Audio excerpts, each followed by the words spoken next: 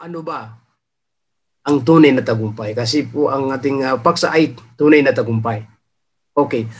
Kung ating tatanungin po ang ating sarili kung ano ba ang tunay na tagumpay, mari po na kung tayo ay sasagot,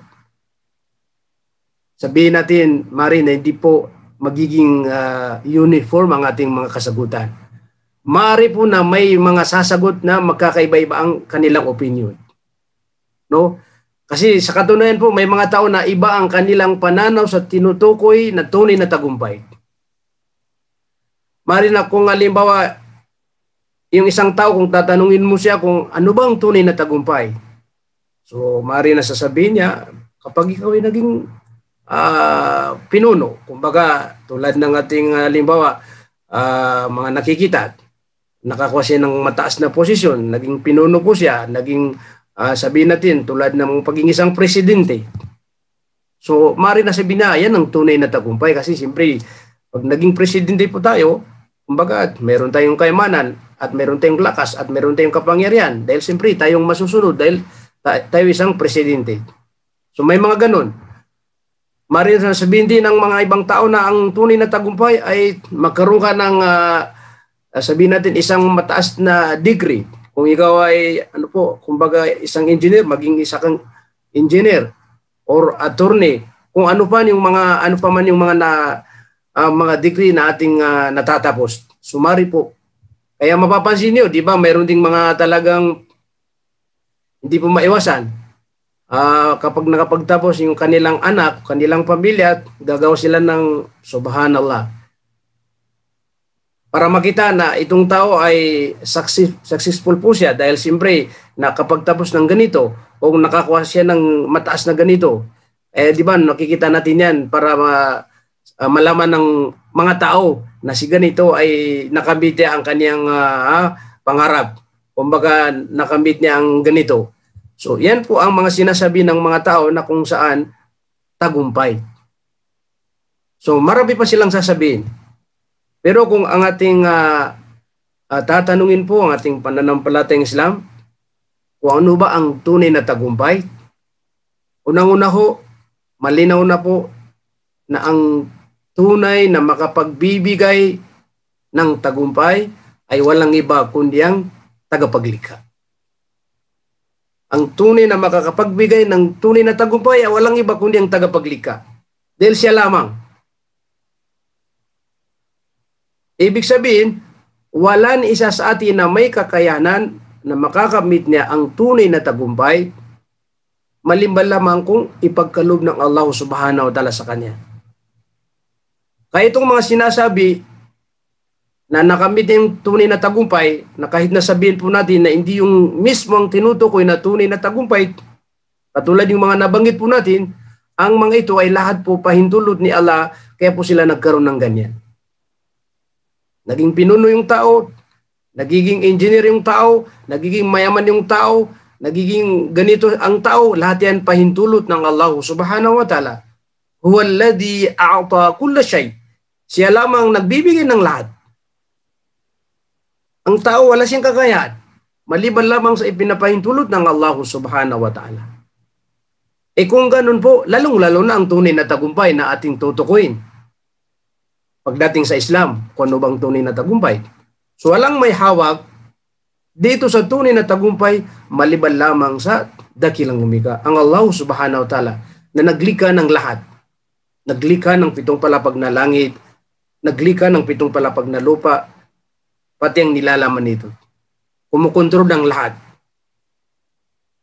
Kung anuman ng kanyang kagustuhan, yun po lamang ang magaganap. Pag hindi kagustuhan ng Allah subhanahu wa ta'ala, hindi po yun magaganap.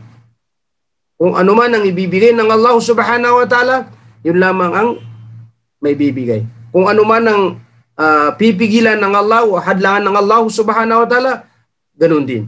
So, ibig sabihin, ang may hawak sa mundong ito at ang mga nilikha ay walang iba kundi ang tagapaglikha. Lalong-lalo na po sa sinasabi po natin na tunay na tagumpay. Okay po. Sa Islam po, kung ating itatanong kung ano ba ang tunay na tagumpay, may mga talata sa Quran, marami po na nabanggit, na nagpapatunay kung ano ba yung tinutukoy na tunay na tagumpay. Pero kahit dalaw lamang ating mabanggit para malaman po natin at mapatunayan po natin kung ano po ba talaga ang tunay na tagumpay na tinutukoy. Yung kanina mga nabanggit natin ay mga salita lamang ng mga tao. No? Ang kanilang pag-aakala na ito yung tunay na tagumpay. Pero mga kapatid namin sa pananampalatayang Islam, ngayon, ang magsasabi mismo ay ang tunay na Panginoon, ang Allah subhanahu wa ta'ala, kung ano ba ang tunay na tagumpay. So kapag sinabi ng Allah subhanahu wa ta'ala, ito yung katotohanan. Ito yung sabihin natin tama. Ito yung sabihin natin na totoo. Walang pagdududa, walang pag-alilangan. Kaya kung tayo ay papipilin, alin ang tatanggapin natin, alin ang paniniwalaan po natin. Yung bang salita ng katulad nating tao o yung mismong salita ng tunay na naglikha sa atin. Siyempre, walang pagdududa. Ang ating paniniwalaan, tatanggapin na salita ay walang iba kundi salita ng tunay na Diyos, ang Allahu subhanahu wa ta'ala. So ito po ang sinabi ng Allah subhanahu wa ta'ala patungkol sa tunay na tagumpay. Ano ang tunay na tagumpay? Ito ang sinabi ng Allah subhanahu wa ta'ala, "Faman zuhzi'a 'anil nari wa udkhilal jannah faqad faz." Faqad faz. Ito ang sinabi ng Allah subhanahu wa ta'ala. Na sa kahulugan po, sinuman ang iniligtas ng Allah subhanahu wa ta'ala sa apoy ng impyerno. Sinuman ang iniligtas ng Allah subhanahu wa ta'ala sa apoy ng impyerno at pinapasok niya sa tinatawag na paraiso. Pinapasok niya sa paraiso. Faqad faz. Kumbaga, sila yung tunay o sukdulan na nakamit niya ang tunay na tagumpay. Subhanallah. Ito po mga kapatid namin sa pananampalatayang Islam. Napakalinaw na mismo ang tunay na Diyos ang nagsabi, tunay na Panginoon, ang Allah subhanahu wa ta'ala, na ang tunay pala na tagumpay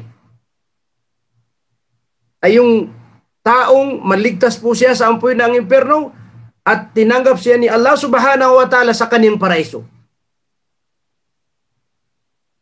Diba?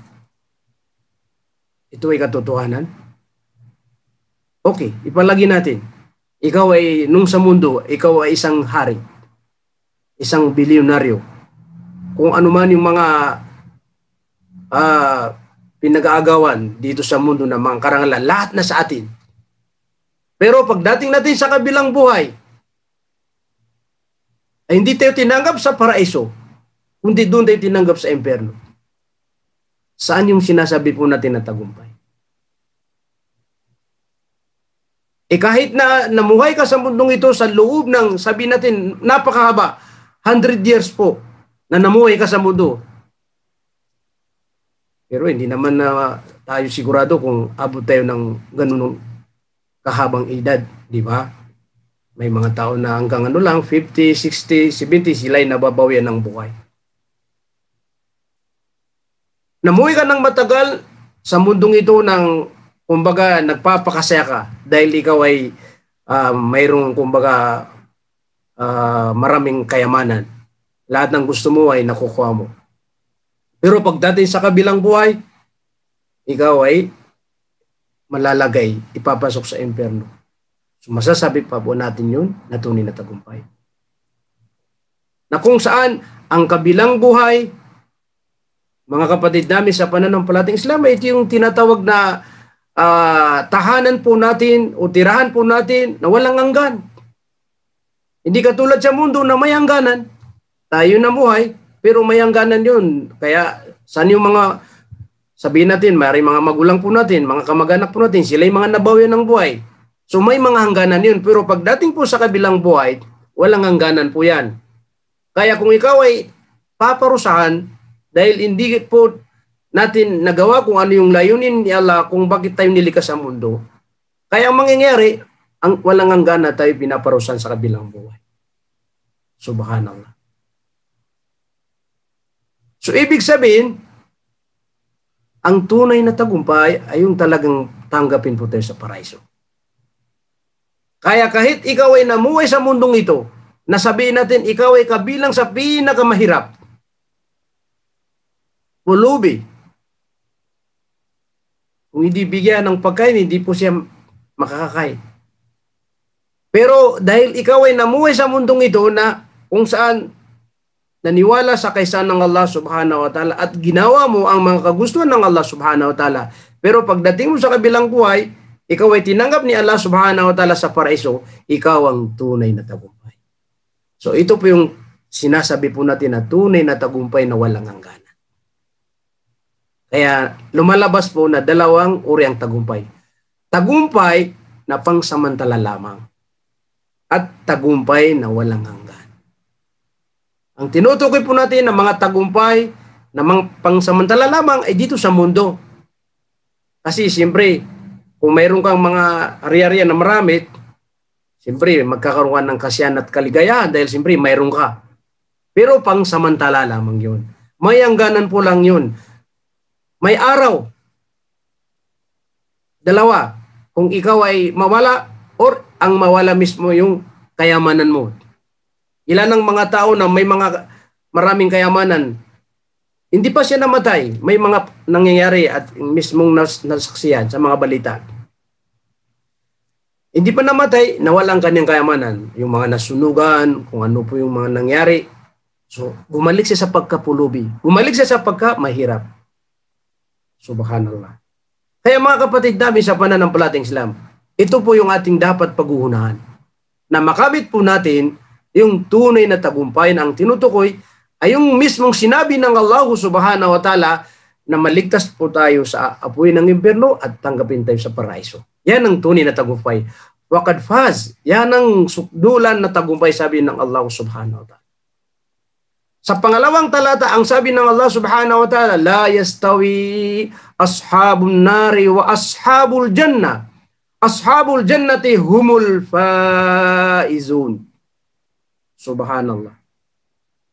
Ang sabi ng Allah subhanahu wa ta'ala, la yastawi ashabun nar.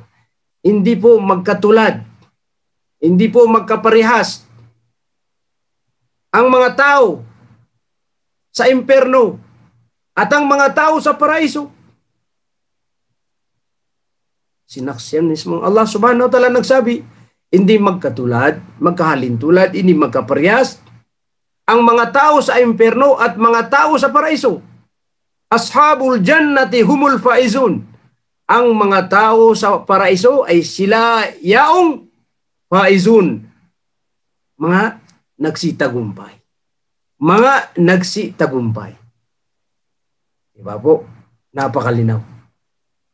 Ay ito yung sinasabi po natin na tunay na tagumpay na tayo ay makapasok po sa paraiso. Subhanallah. Kaya mga kapatid namin sa pananampalatayang Islam, natin na sinisikap na magawa po natin lahat ng mga kagustuhan ng Allah subhanahu wa ta'ala para maging karapat-dapat po tayo sa kanyang paraiso. Kasi sigurado po, wala siyang tatanggapin sa paraiso maliban lamang sa mga tunay na naniwala sa kanya at sumunod sa kanyang mga kagustuhan.